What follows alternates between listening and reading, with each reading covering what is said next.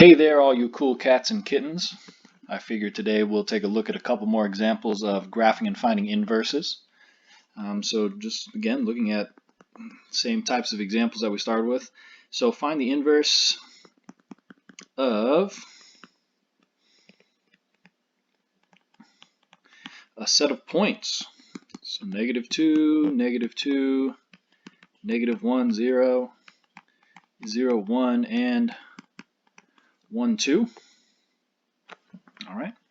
So remember, if we can, or let's see, if it's a one-to-one function, their inverse of this set of points is symmetric around the line y equals x. So we can go ahead and start graphing that. So 1, 2, 3, 1, 2, 3. So the y equals x line is just that diagonal that crosses through the origin. So everything should be symmetric or reflected around that.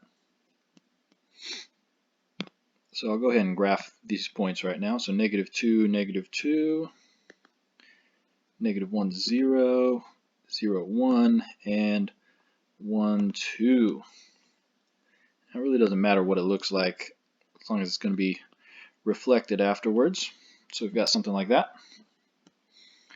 Alright, so the inverse of all these points, remember we just flip-flop x and y, so the points -2, -2, 0, -1, 1, 0, and 2, 1. So I'll go ahead and graph those now so we can take a look at them. So -2, -2, that same point there, 0, -1, 1, 0, and 2, 1. Alright, and connect them. And that looks like a pretty good reflection of the green line to that red function there. Alright, another way to look at it is to find the inverse of an equation. So we'll find the inverse of y equals 2x plus 3. And thinking back to our IM2 days, flip-flop x and y. And we want to isolate y by itself. So subtracting 3, and finally divide both sides by 2. We don't want to really destroy anything, we just want to rearrange our terms. Okay, so we do have y all by itself. They are asking us to graph this. So the first one up here, the original, that's a line because it's in y equals mx plus b form. And actually this one down here is also a line. Though it is a fraction, we're able to break this up. So however you want to do it, usually we can break it up like this, or do piece by piece. So y equals, that's x over 2 minus, and then the other piece is 3 over 2. And the reason we do that is because now that's a 1/2 x minus 3/2, which is just 1/2, and now that is in mx plus b form. So let's get ready to graph this. So my first line is, well, I'll put the diagonal on first. So the y equals x line. So first line up there is starting at +3, and the slope is up 2 over 2. I don't have enough points up there, so I'm going to go down 2, back 2. It's going to be the same slope. No, sorry, not back 2, down 2 over 1. Down 2, back 1, down 2, back 1. So we're able to see a line like this. Yeah, I can do better.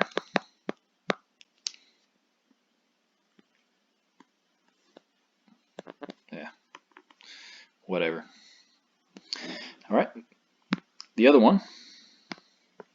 This one starts at -3/2, which is -1/2, so down 1/2.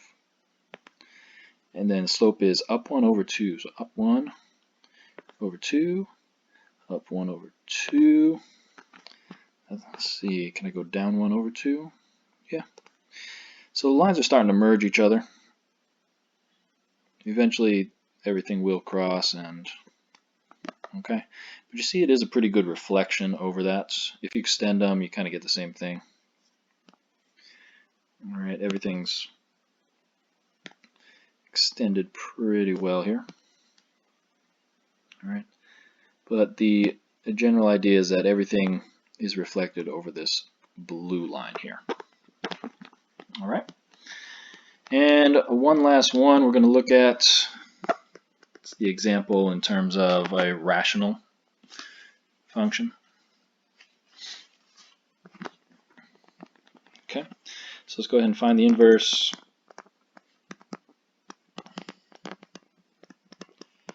of f of x equals 2 over 3 plus x.